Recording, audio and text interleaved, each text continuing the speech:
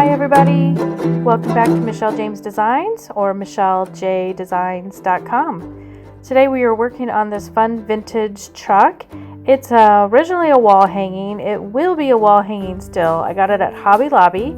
The original price was $4.99, but you can always use a coupon or get it on sale like I did.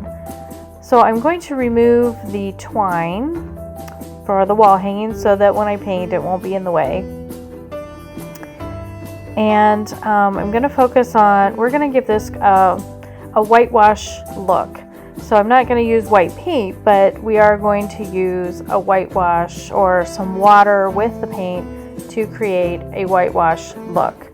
So I am going to be using this burnt umber, but not right away. I'm going to start with this from Americana Decor. And that is, the name of this is Vintage. It's kind of a gray green, I guess, and it's really light. In fact, to the point where it's very close to the color of the metal. But when I get this wall hanging all done in the next video, you will see how it will stand out. So I am just going over the top of the truck, the body of the truck. I'm not going to do the truck bed with the wooden fence. It looks like fencing, but it's not. You know, the rails on the truck. I'm not going to do that yet. Those are going to be the brown. So I'm just going to get this covered, but I'm trying to avoid the dents in the metal, like the tires and the window. I don't want to do those with the vintage color.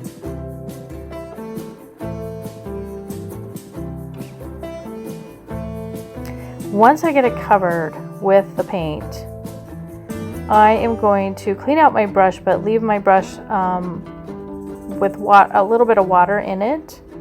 And I'll be going over that paint to create sort of a whitewash look. So it removes a little bit of the paint and it leaves some streaks, kind of like a watercolor, if you were looking at a watercolor picture. Then I'm coming in with the brown. Now my brush still has a little bit of water this time, and I am just going to do the truck bed parts.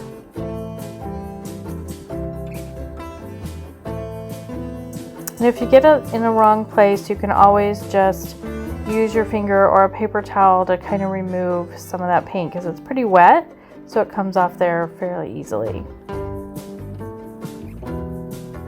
And it's okay if it's not perfect, because this is supposed to be a wash look.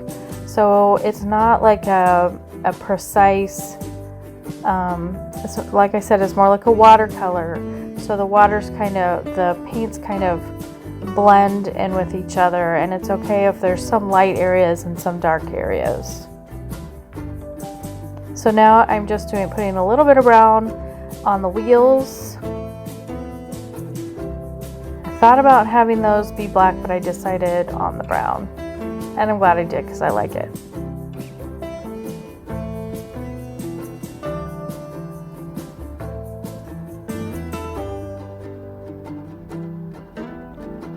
Then I'm just going to lightly go into those areas where those dents are in the metal. Those, I guess they're not dents, but they are indents in the metal, for the details of the truck. So the front, the hood, the door, all of these are going to get a little brown.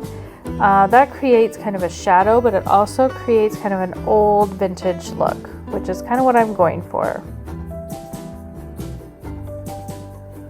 This project is going to be a Christmas present for my friend who loves this kind of look, the old vintage farmhouse type look.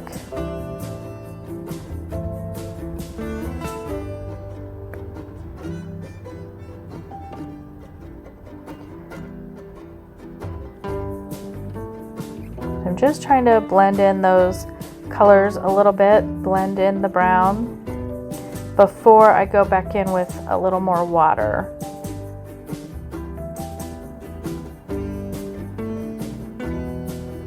It's looking kind of cute.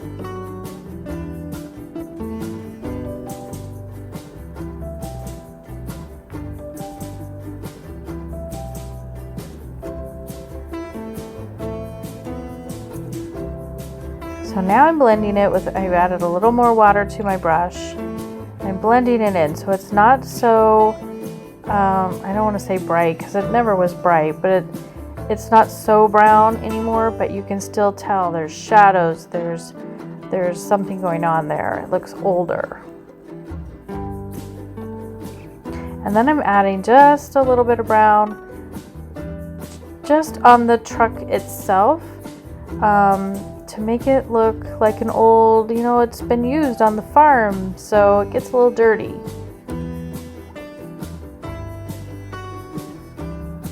And it is a little bit harder to see on the camera than it is in person. Okay, so now since I'm going to be putting some vinyl on here, I want to cover this. This is exactly like Mod Podge. It's just the plaid decoupage. So it works just like Mod Podge does. So I'm just covering, I have let the paint dry for probably an hour at least.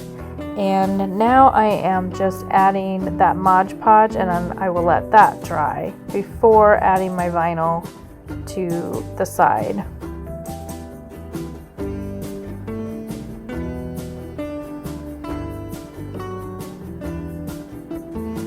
Okay, so it's all dried, and I'm going to use this Farm Fresh.